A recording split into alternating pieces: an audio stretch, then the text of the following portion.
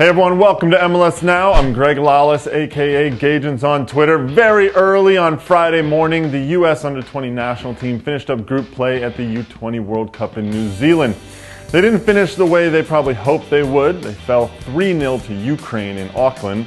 The Ukrainians got a second-half hat-trick from Viktor Kovalenko, Shakhtar Donetsk midfielder. He is now the leading scorer at the World Cup with 5 goals. But we're not here to talk about Ukraine. We're here to discuss the U.S. team. They finished up group play with 2 wins and a loss. They beat Myanmar 2-1 in their first game. They beat the hosts New Zealand 4-0 in the second game, and then the 3-0 loss to Ukraine, which means they finished second in Group A and will now face the second-place finisher in Group C. Now that finisher will either be Portugal, Colombia, or Senegal. We'll know on Saturday. They're playing Saturday afternoon, which is actually Friday night in the United States, and then we'll know who it is that the U.S. will take on in the round of 16 on June 10th. So what do we learn about the Americans during their 3 group games? Well, let's start with the attack. It's a good one. There's plenty of talent.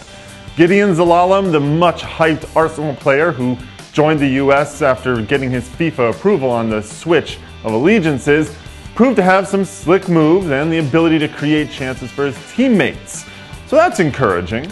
And Emerson Hyndman, the young midfielder for Fulham FC, who is the USA's top scorer with 2 goals, he's shown well, but he failed to convert a penalty kick against Ukraine that would have made it 1-1 and maybe changed the final outcome. Still, he's a leader, and head coach Tab Ramos seems to be leaning on him to continue to drive this team forward.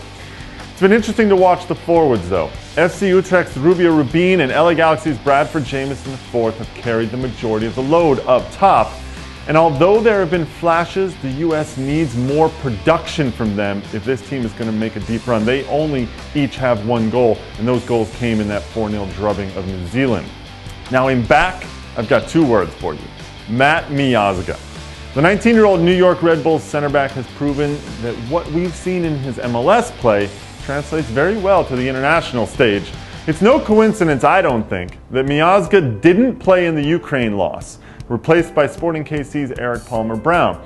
Miazga has become that important to this team. And to be honest, if you've watched the Red Bulls the past few weeks, he's that important to them too. All right, up next will be another massive test. By not winning the group, the U.S. set themselves up for a more difficult round of 16 match than they would have hoped for. Now, most likely it won't be Portugal, who have steamrolled through their first 2 matches. They're going to win Group C. That leaves Colombia or Senegal. Both are very good sides, but it's important to note they're beatable. They've got talented players, but this U.S. squad I think is more balanced and should be able to get through to the quarterfinals. And at that point, anything could happen. That's it for MLS Now. Let me know what you think in the comments below of this U.S. team, and who do you think is the one player that really needs to step up if they're going to continue in the tournament? I'll talk to you later on.